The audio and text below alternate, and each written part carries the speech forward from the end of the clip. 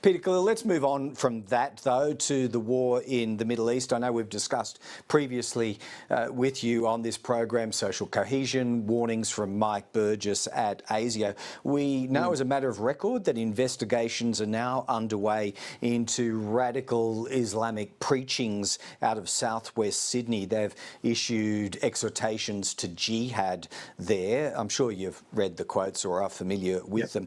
Does this warrant further examination by the relevant authorities, or do you view it just as a freedom of religious expression issue? It's a very important question because I've always stated, as the government has stated, there is an absolute need to protect the right to peaceful protest and freedom of expression by Australians. And that is a really important right within our democracy that needs to be protected. However, that is not that doesn't mean that there can be any acceptance, either morally or legally, of hate speech or incitement of hatred or violence towards a particular ethnic, religious, or national, ethnic grouping or minority in our community.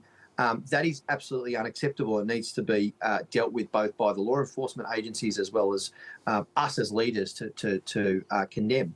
There's a question around law enforcement agencies. There are state and territory laws that are important that can deal with that incitement to hatred or hate speech. There's a range of Commonwealth laws as well.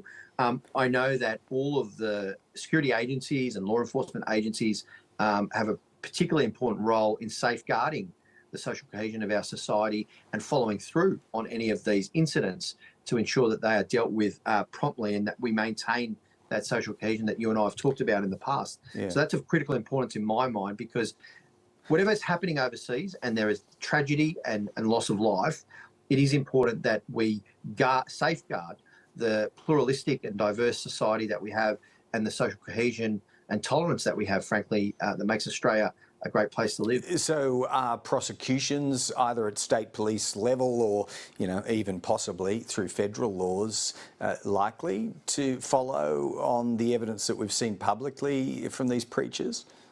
I don't have a full understanding exactly of the steps that are being taken, but I do understand that law enforcement agencies are looking into all of these incidents, and under the various state and territory laws as well as some Commonwealth laws, certain actions would be taken, investigations undertaken by those agencies to follow through on those incidents, as they should.